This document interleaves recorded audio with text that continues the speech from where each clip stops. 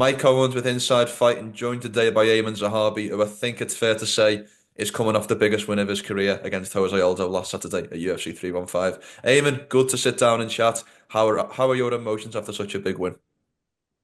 Still really high. I feel amazing. I still feel like $1 million, man. I'm still living it every day. Fighting up in your home city, fighting against quite clearly the highest profile name, the most decorated fighter to stand opposite you. Did it live up to expectations? Did it exceed expectations relative to what you expected from the UFC 315 experience? Yeah, I think we gave a better show than anybody could have expected out of the two of us. Hmm. Especially, like, although I know he was mad about his last performance and a lot of people were upset about it too. They felt like it was kind of on the boring side. I'm not blaming him whatsoever. Obviously Batista was the one holding him up against the fence. And I didn't want to take that strategy, to be honest. I wanted to beat him on the feet.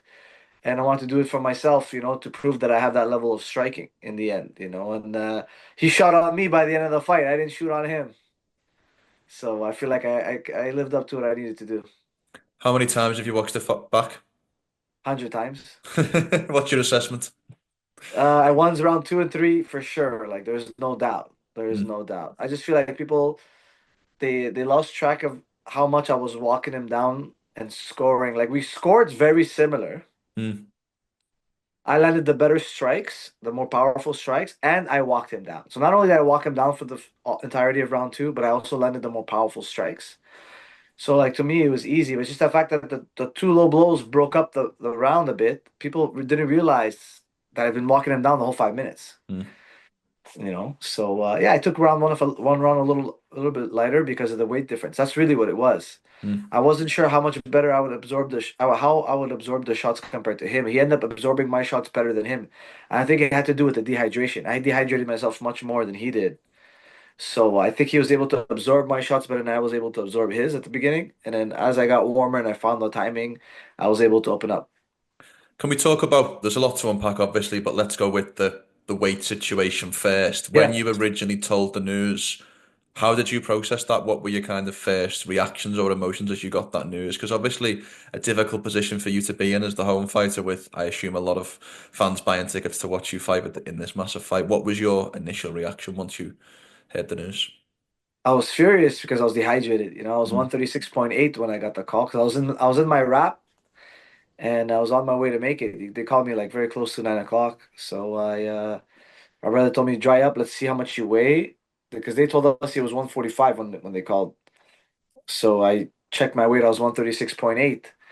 So I was furious because I know the fight's off. It's too much of a disparity to mm, be on. mm. So I was upset because I was waiting for this moment. Everyone's asking me before the fight like, what's it gonna be like to fight in Montreal? Are you excited? Are you this and that? And I was kind of telling them like, yeah, I'm super excited, but until I do the thing and it goes well, it's hard to like, count your chickens. Of It's kind of course. hard to. So I was feeling it, but then like I was stuck between a rock and a hard place because then they informed us that because it's in Montreal, they can't allow a fight to happen if there's more than a 5 pound difference. Mm. So we couldn't do a catch weight. So he didn't take. So like they had to change the contracts or else the fight's for sure off. There's no salvaging the fight. So then they also told me I had to gain weight. So I had to start rehydrating even before 9 o'clock. Mm. So I started rehydrating in my room and it was like a bittersweet rehydration for the first time ever. And yeah, so then for us like let's just go down and talk to Sean Shelby face to face. So then we went downstairs and we spoke about what the risks are and then Sean Shelby gave us an offer that I accepted and then we focused on winning the fight after that. Could you feel an effect in the cage with the weight disparity? Did he feel like he Yeah. hadn't depleted himself in the same way in which you had? I felt like, yeah, like in my assessment of him, to be honest, like when I watch the tape, people know that I like to watch tape. My brother likes to watch tape, and it's no secret. But in my honest opinion, and I mean this in the most respectful way, I just mean it in terms of facts, Mm, I think Aldo making 45 is a more durable fighter than Aldo making 35. mm, I feel like he's more brittle or easy. Like you're more likely to break Aldo after he makes the excruciating cut to 35 than if he makes 45. Like he's so robust at 45. If you look at Mm, him at 45, he's so tough and robust. But at 35, that water difference, that dehydration and rehydration, the science doesn't know exactly how well you gain it back, but you're not at your optimal performance, right?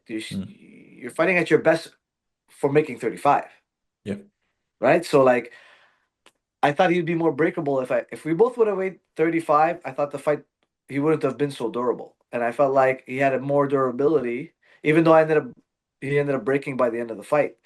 I just think it would have been an easier things would have went much better if he was 35.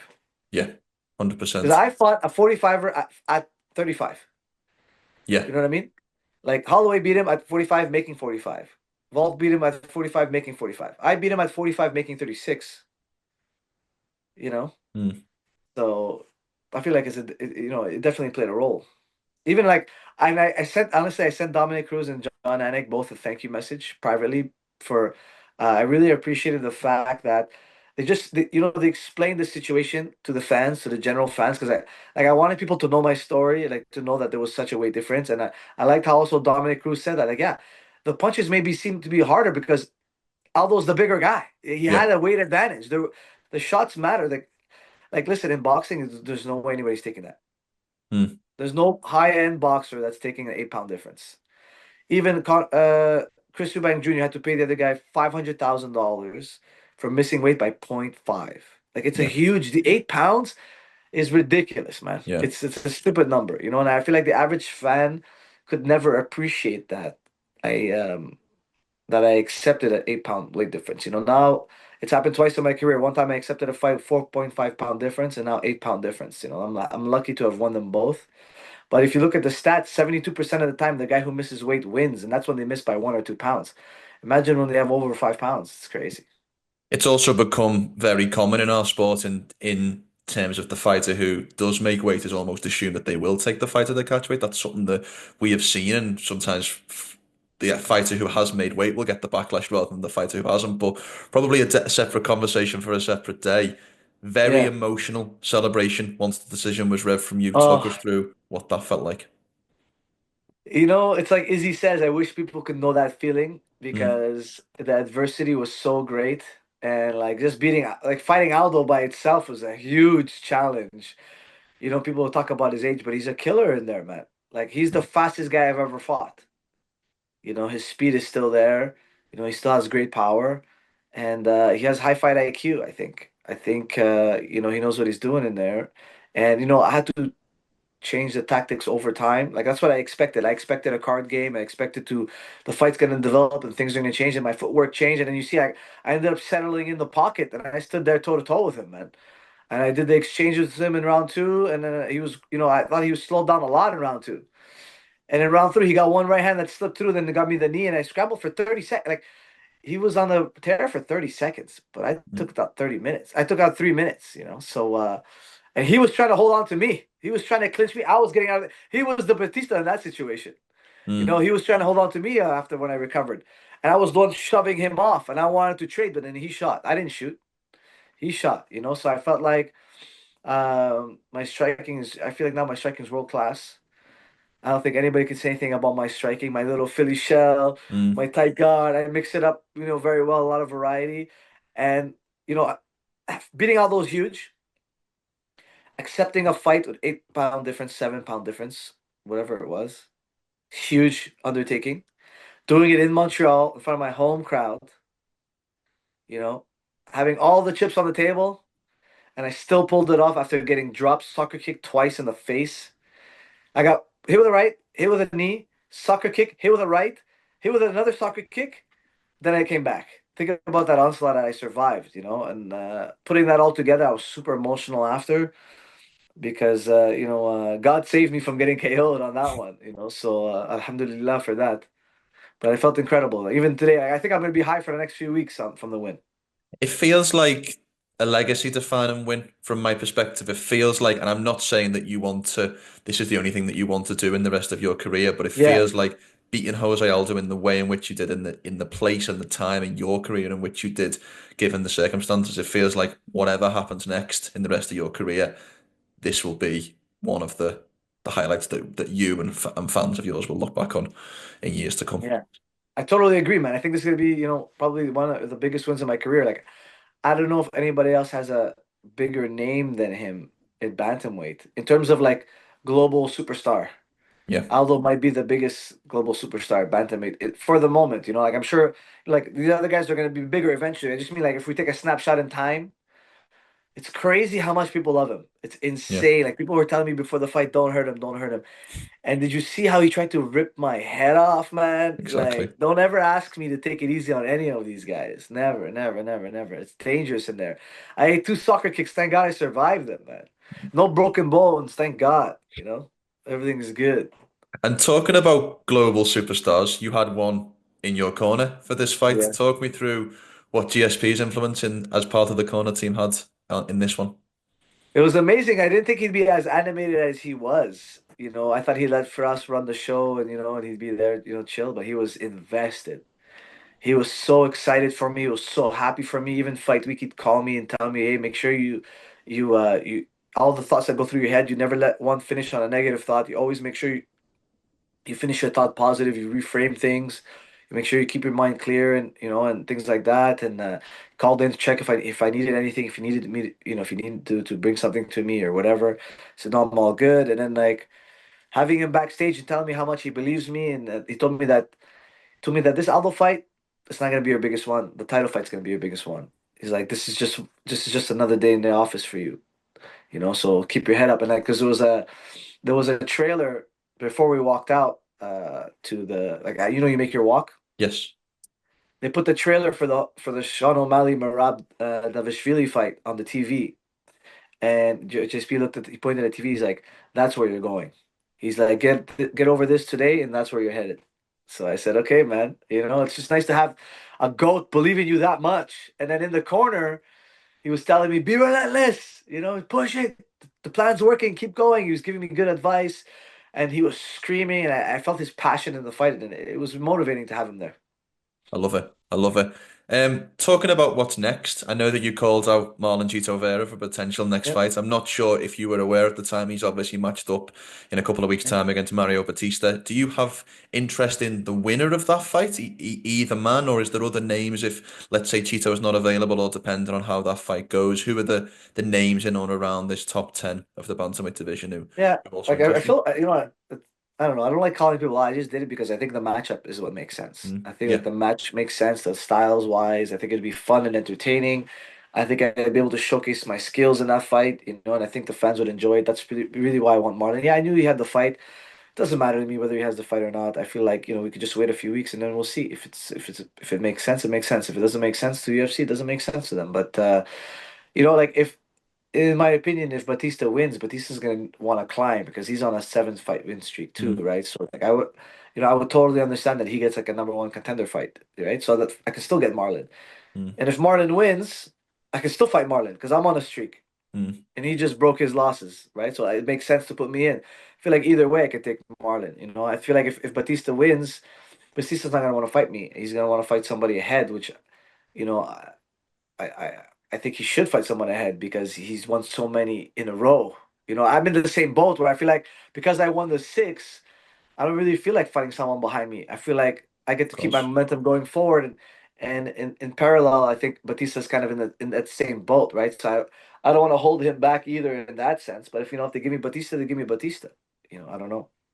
But I imagine at this stage of your career, it's about trying to move up these bantamweight rankings as quick as you can and ultimately get to that title shot in the way in which George described. What do you mean at 27? What do you mean at 27? I feel amazing, baby. I feel great. I feel like listen. I didn't look there. I didn't look like Aldo's age in there. No. Like he's natural. Listen, yes, he's faster than me, but he's genetically faster than me. I don't think he's faster than me because he's older or younger. I think guys have speed because of their genetics, Mm, and I wasn't slower than him because I'm 37. I'm slower than him because I just don't have the like, same explosivity that he has genetically. It's just not my muscle fibers are not like that. They're not as mm. fast as his. but I don't think it had anything to do with age, and I don't think his age had anything to do with his decision making. I think his decision making was still pretty good in there. I just think he was shocked that I survived. I think the whole world was shocked that even I'm pretty happy I survived. Like a lot of you, it was pretty incredible. I just in the moment, man, I was just telling myself like just make space and win the next exchanges until I can get a streak back into my favor. And honestly, it didn't feel as bad as it looked, so I'm happy about that. And I loved DC's comment because at one point, I think it was Dominic Cruz says. Aldo's hurt, but so is Zahabi. And then DC goes, Zahabi ain't hurt no more. Zahabi ain't hurt no more. And I like fully recovered. I fully Mm. recovered. So I was so happy. That's why like, people are saying I should have lost round three, but I was fully recovered and he was dead by the end. He was broken by the end. So, and I definitely think I won round two. Like, I don't know if you had a chance to rewatch it. I watched it this morning for Yeah. me. What did you think of round two, man? That's the round that people are wondering about. To be totally honest with you, I think round two is a clear round for you. I think round one is a clear round for Aldo. I think round Yeah. three, for me personally, is the contentious round, and it depends on do you like those 30 seconds of Aldo's aggression and the soccer kicks and the punches that obviously cause damage, or do you like the 2.5 to 2 minutes 45 seconds of you controlling him on the ground and landing ground and pound? And that's maybe where I think fans are maybe getting confused because the visual on social media of the punch and you hitting the ground and the soccer kicks might, to some less educated fans, look more appealing than the 2 minutes 30 seconds on the ground. If you had to be in round three, who would you rather be? 100%. The schoolyard analogy, is a very good analogy at times, and you're right. Whoever is winning the fight, to go back to Pride rules, it does make a lot No, of no, sense no, from no, a not pride rules. If you no just had no to enter, if you had to enter the fight in round three, and you had to live round three through one of us, yeah 100%. you know, Yeah. I mean, that's how I know I won Yeah. that round. Yeah. I agree, by the way. What I'm saying to you is, Yeah, is I think that's maybe where some of the fans are getting confused because that little clip looks very appealing, you know? yeah, And I think yeah, sometimes we get stuck in the boxing mindset of a knockdown equals that person won the round. That's my opinion. yeah, yeah. I hear you. I hear you for sure, for sure, for sure. But the 30-second sequence didn't make me brittle. Mm, My sequence made him brittle. mm, Which one of us broke? You know, I feel like he was closer to the end than I mm. was No, closer to the end. certainly, certainly. I I agree with that. scrambled. Listen, I scrambled, right? Mm, He wasn't scrambling. yeah. He was surviving, dog. He was holding on by a thread. I wasn't holding on by a thread. Mm, I push pull swept him after the first knockdown. After the first soccer kick, I hit a push pull sweep, got up, was trying to block, hit me with the other side, went down, kicked me again, came up, worked my guard, turned it back around. I started getting going, he never turned it back around. mm. Yeah, very well said. Very well said. I don't know. I mean, that's how I see it. I mean, listen, I'm not trying to pressure you into like, No, because no, I'm I not. understand you agree. I'm just trying to explain to you from my perspective of like, I climbed out of my adversity. He never did, Mm. So like I feel like it's almost like that Nate Diaz, Nick Diaz thing where like, in the end I'd rather be me. No, I think that's a Yeah. totally valid point when you say it like that. I guess the point that I'm just trying to say, and maybe what I saw originally, because I saw the highlights first, because obviously the time zones are a little bit different here. So I wake up Sunday morning and see the 30-second clip on the socials of you getting Yeah, yeah, dropped in yeah. the soccer kicks, and it's easy to go, oh, that was the third round. Aiemann clearly lost that third round. When you watch the totality of those 5 minutes, you're completely right. You win more time, plus you suffer the adversity and come back to win the end of the round, which is in theory more scores better than winning the start and losing the end, in theory. Yeah, I guess, yeah. Last question from me, and we'll leave it there. Yeah, I think this is probably the most yeah, important one. How did you celebrate? sure. Oh man, listen, I got to go to this like supper club. We got the basement like private. So Mm, all my friends and family were there, but I didn't get to leave the venue till 2 a.m. So I only got to the place at 2:30. And they're not staying open super late, so I was only there for like 45 minutes, but it was nice that everybody waited for me. Like when I got to the place, they were chanting Zahabi, Zahabi, and it was just friends and family, and it was a private room. So it was really nice. I got to take pictures with all my friends and family, and I got to have a Coke, nice Coca-Cola. Honestly, it tasted so refreshing because I haven't had that soft drink in a while. To prepare for the fight, I just cut the soft drinks out, and Mm. it tasted very sweet. It was so nice. It was so so nice, and they had food for me. But honestly, like the adrenaline was like I had so much adrenaline, I just couldn't eat. But Mm. I wanted that soda pop. It was really good, and it was nice to see everybody. And I'm happy that everybody waited for me because I fought it. I think I finished. It was 11:30 p.m., but they kept me doing interviews and press and photo shoots until 2 in the morning. Well, So I had more media and stuff than it took to get ready for the fight. So it was fun. It was fun. Honestly, I was really happy. And then Sunday was Mother's Day, so I got to see my family, got to see my wife's family, and then I did a supper with my coaches and some of my teammates. So it was nice. It's been great. It's been really, really great, man. I love it. Well, Eamon, congratulations on the victory. I hope you got to enjoy it both Yeah. post and also the 15 minutes in the cage. Thank you so much for the time. We really do appreciate it, and we look forward to seeing you back in the Yeah. octagon soon. Thanks for having me back, man. I appreciate it.